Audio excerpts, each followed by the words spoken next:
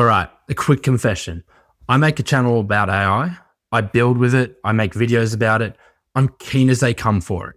And a few weeks ago, a new AI tool sitting on my computer, set up, ready, and there to make my work easier. I didn't touch it. Not for 3 weeks. Not because I couldn't, because I decided in my head it had to be set up perfectly before it was worth starting. So I left it sitting there. The keen bloke, frozen. Then it landed on me. What I'd just done, wait for perfect, never start, that's what half the companies in this country are doing with AI right now. The same move, just with a lot more zeros attached. Your workplace probably bought itself a digital worker this year, an AI agent, and there's a fair chance it doesn't really work yet. So here's what I couldn't put down. If it doesn't work, why'd they buy it? And what happens to you, stuck in the middle between an email that announced it and the thing that's sitting on your desk that only half worked? Hold that one. And the thing that I found that flips the whole gloomy story on its head, where waiting turns out to be the dangerous move, not jumping in, that's coming. Stay for it. 3 quick things. What your workplace actually bought, why it doesn't work yet, and what it means for you, whether your office bought 10 of these or hasn't even bought a single one yet. So what got bought? Gartner, the big technology forecaster, the one every boardroom quotes, reckons that by the end of this year, 40% of software businesses will have one of these agents built into it. 40%. Last year it was under 5. That's the curve everyone's shouting about. But, and careful here, this is where the hype machine cheats. That 40% is a forecast, a prediction. It is not what's switched on and humming in offices today. And has an agent built in is a long way from has an agent that works. Gartner even minted a word for that dodge, agent washing, where a vendor takes the same old chatbot you've been ignoring for 2 years, slaps the word agent on it, and charges you more for it. Half the digital workers your company bought this year might just be a chatbot in a high-vis vest. That's the buy-in, loud, real, and not quite what it says on the tin. Right, they bought it, does it actually work? This is the gap, and it's brutal. McKinsey's own chairman said it out loud back in February. Nearly every company on earth is testing AI. The share of them seeing it hit the bottom line, actual dollars, actual profit, about 5%. And his point wasn't the tech's no good. It was the opposite. The tech mostly works. It's the company underneath, the wiring, the way the place actually runs, that can't absorb it. The agents specifically, the digital workers. Forrester reckons 88% of agent pilots never make it out of the lab and into the real job. The demo looks shiny in the meeting and then it quietly dies on the workbench. But here's the one that'll sting if you've actually been handed one of these things at your desk. Workday looked at the time AI is supposed to save you and found nearly half of it gets clawed straight back, checking its work, fixing what it got wrong, and pretending it didn't. That's the gap with a face. Bought, deployed, actually working. 3 completely different things, and the space between them is exactly where you're standing. Now, that's the global headline, and here's the Australian translation. And this is where it gets personal, because the story splits right down the middle, and you are on one side of it. The National AI Centre, our own government department, tracks this every single month. About 44% of Aussie small and medium businesses use AI in any form at all. And the agents, the digital workers, their exact words, largely untapped. Most small Australian firms haven't gone near one. And it gets thinner the further you get away from the capital cities. Out in regional country, like where I am, and potentially where a lot of you are watching from too, adoption sits around 29%. In the cities, 40%. A quarter of regional businesses said they didn't even know the opportunity was there to miss. Let me be straight about my own patch. I'm a geologist, small quarries, regional consulting. The most advanced AI in my office, rewording emails, and the one bloke writing little mapping plugins for QGIS by getting ChatGPT to spit out the code for him. That's it. That's the frontier out our way. So when the headlines scream 80% of businesses bought a digital worker, a huge slice of you is sitting there thinking, mate, I haven't seen one, not one. And even the AI that is happening here, it isn't spreading, it's pooling. Indeed, the jobs site, like Seek, read every job ad in the country that mentions AI. The number nearly doubled this year. It sounds like a wave rolling in. But 2/3 of those ads came from just 1% of employers. 1%. The same small handful of big players hiring like mad. Everyone else, flat as a tack.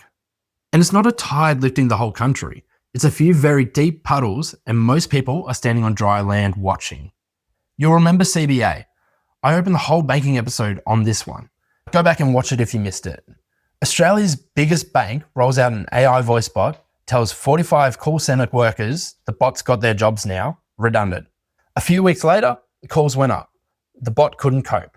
Wait times blew out the door, and those 45 people, the ones told a machine had replaced them, got asked to come back and work overtime to cover the bot that couldn't handle their job. That's the gap, with a name and a roster.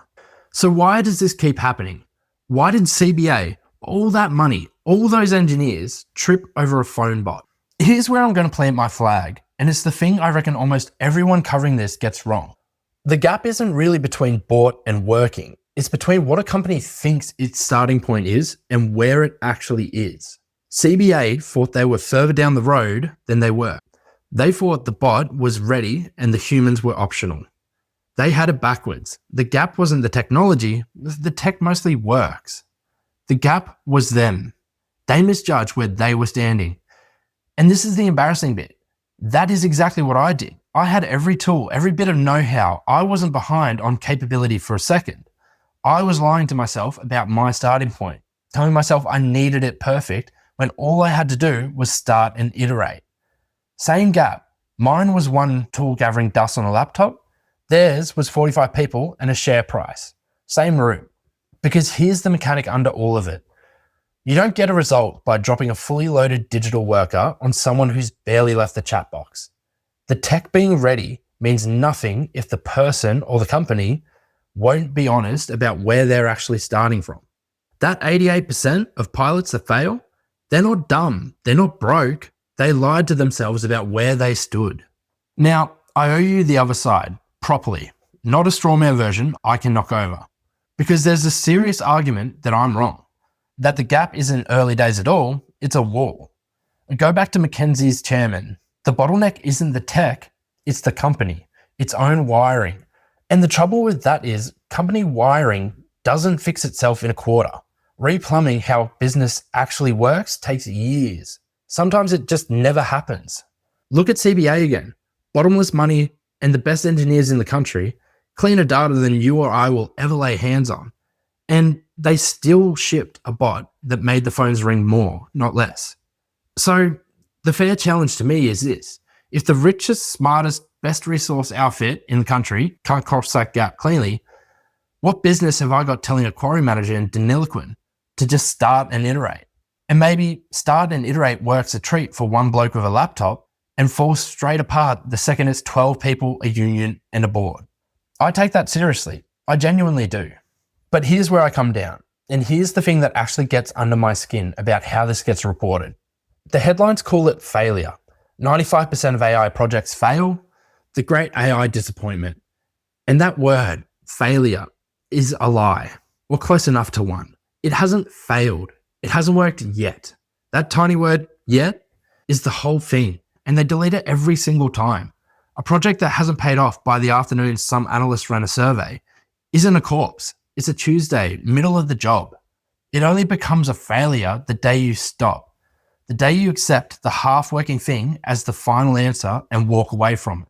And that framing, AI's rubbish, it doesn't work, you know who it actually reaches. The regional operator with the least margin to waste, and it hands them a reason to wait.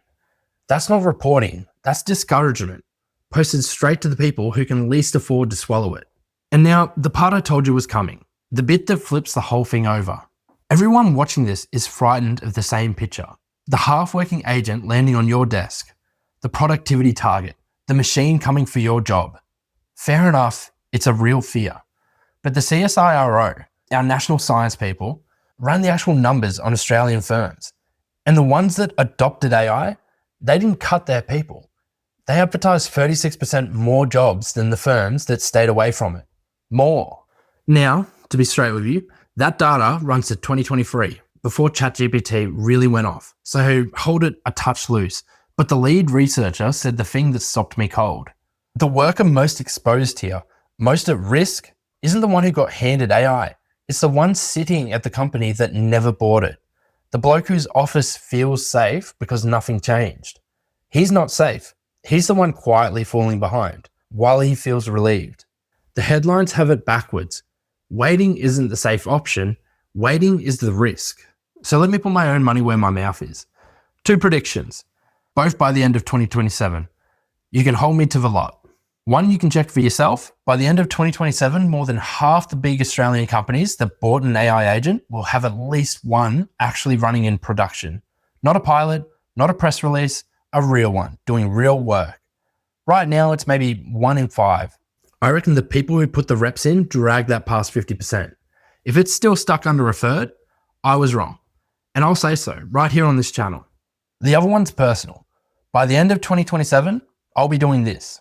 The channel, plus an independent consulting practice as my actual job, built on this exact bet. If you see me back in a salaried geology gig, you'll have watched the whole thesis fail in real time. And the thing that would genuinely kill it for me, if the people who started early don't pull ahead. If the rep putters and the wait and see crowd end up dead level, that's the day I walk the whole thing back. So, before I go get a beer, 3 things you can actually do this week. None of them cost a cent. 1, be honest about your real starting point, not where the headlines reckon you should be, where you actually are. That's the whole game. 2, the thing you've been meaning to do properly one day, the tool, the course, the experiment you keep circling, start it this week. Rough, bad even, just start. Be me, 3 weeks ago, except the version who actually opened the laptop. 3, find the one person already having a go in your world. The cutest bloke, the keen one in the next office. Buy them a coffee and watch what they do. That's your shortcut and it's sitting right next to you. Here's where I land. Your workplace probably did buy a digital worker this year. It probably half works, and the gap between the email and the desk is real. I'm not going to sit here and pretend it isn't, but it hasn't failed. It hasn't worked yet. And the only people yet turns into never for are the ones who read a scary headline and decide to wait it out. Don't be the safe office that quietly fell behind. Be the bloke with the laptop open. If this was any use to you, hit like and subscribe. There's a new one of these videos every Friday. I'm trying to build something here for people exactly like you. And you turning up is the whole thing. That episode on banks, how they're actually using this stuff, it's right there on the screen. I showed you how they press go. This was what happened after they did. See you next Friday.